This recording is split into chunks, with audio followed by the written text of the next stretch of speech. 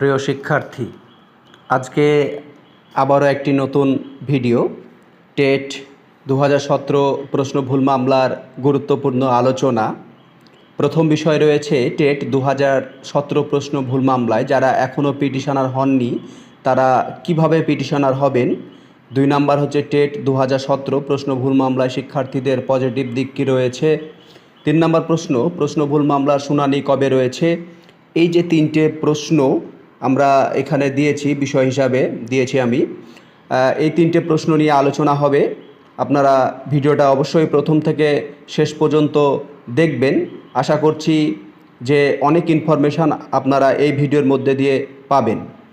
আপনারা যারা আপনার চ্যানেলে একদমই নতুন, অবশ্যই চ্যানেলটিকে সাবস্ক্রাইব করে পাশে থাকুন, কেননা 2000 টেট প্রশ্ন ভুল মামলার শুনানি রয়েছে 19শে জুন এবং এরপর টেট 2017 প্রশ্ন ভুল মামলা। এই দুটি প্রশ্ন ভুল মামলার গুরুত্বপূর্ণ আপডেট আপনারা সময়ের সঙ্গে সঙ্গে পেয়ে যাবেন।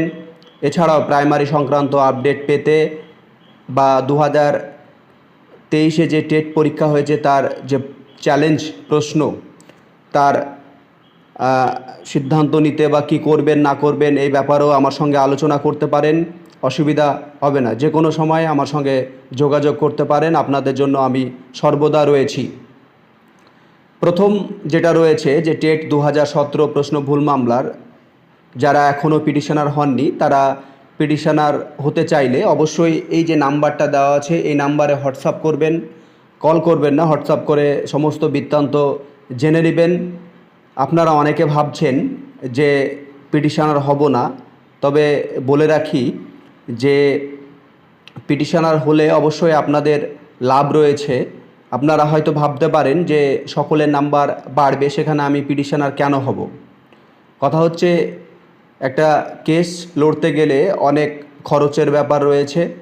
কেসটাকে ভালো জায়গায় নিয়ে যেতে গেলে ভালো অ্যাডভোকেট হায়ার করতে হয়। সেক্ষেত্রে আপনারা যদি সবাই মিলে কাজটা করেন তাহলে সুবিধা হবে।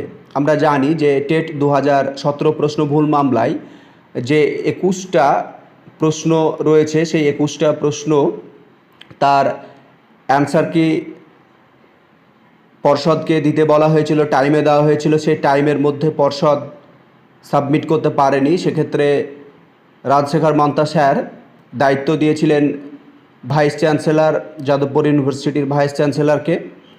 আশা করছি যে 11ই জুন যে শুনানি রয়েছে সেই শুনানির মধ্যে দিয়ে ভালো কিছু উঠে আসবে যারা পিটিশনার আছে তাদের। এবার অনেকেই ভাববেন যে না সবাই নাম্বার পাবে, তো বলে রাখি 2014 যারা পিটিশনার হয়েছে তারাই সুবিধা পেয়েছে। পরবর্তীতে সবাইকে সুবিধা দিলেও এখনও সে বিষয়ের সুরাহা কিন্তু হয়নি। তারপরে বাকি 2017 এবং 2022 টেটের যে প্রশ্ন ভুল মামলা, এই দুটোতে ছাত্রছাত্রীদের বেনিফিট রয়েছে। তাই যারা এখনও পিটিশনার হননি অবশ্যই পিটিশনার হয়ে যান এবং এই নাম্বারে যোগাযোগ করতে পারেন। 2 নাম্বার বিষয় হচ্ছে টেট 2017 প্রশ্ন ভুল মামলা শিক্ষার্থীদের কী সুবিধা রয়েছে। অবশ্যই সুবিধা রয়েছে। যদি পর্ষদের দিক থেকে এই 2022 যে প্রশ্ন ভুল মামলা রয়েছে সেখানে ডিভিশন গেছে পর্ষদ, তারপরেও বলি যে সেখানেও পিটিশনারদের বিশাল সুবিধা রয়েছে এবং পজিটিভ দিক রয়েছে, এটা বলা বাহুল্য। নাম্বার বাড়ার প্রবল সম্ভাবনা রয়েছে।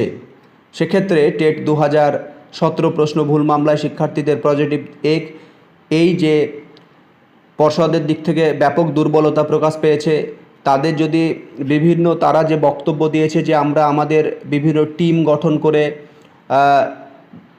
প্রশ্ন বিচার বিশ্লেষণ করেই আমরা অ্যান্সার কি পাবলিশ করেছিলাম, কিন্তু পরবর্তীতে যে প্রশ্ন উঠে বা সেই প্রশ্নকে কেন্দ্র করে যে মামলা হয় সেখানে কিন্তু পর্ষদকে জানাতে বলা হয়েছিল যে প্রশ্নগুলো এই উত্তরটা কেন না হয়েছে, বাকি উত্তরগুলো কেন না হয়নি এবং যারা কেস করেছে তাদের উত্তরগুলো কেন ঠিক নয়, এই বিষয়টা কিন্তু সময়ের মধ্যে সাবমিট করতে পারেনি। এটা একটা বিশাল দুর্বলতা পর্ষদের। এখন দেখার বিষয় হচ্ছে যে যাদবপুর ইউনিভার্সিটি যে ভাইস চ্যান্সেলর রয়েছে তিনি কত দ্রুত এবং কিভাবে সেটাকে দেখছেন। তবে আশা করা যায় যেহেতু রাজশেখর মান্তা স্যার আছে অবশ্যই টেট 2017 প্রশ্ন ভুল মামলায় নাম্বার বাড়বে।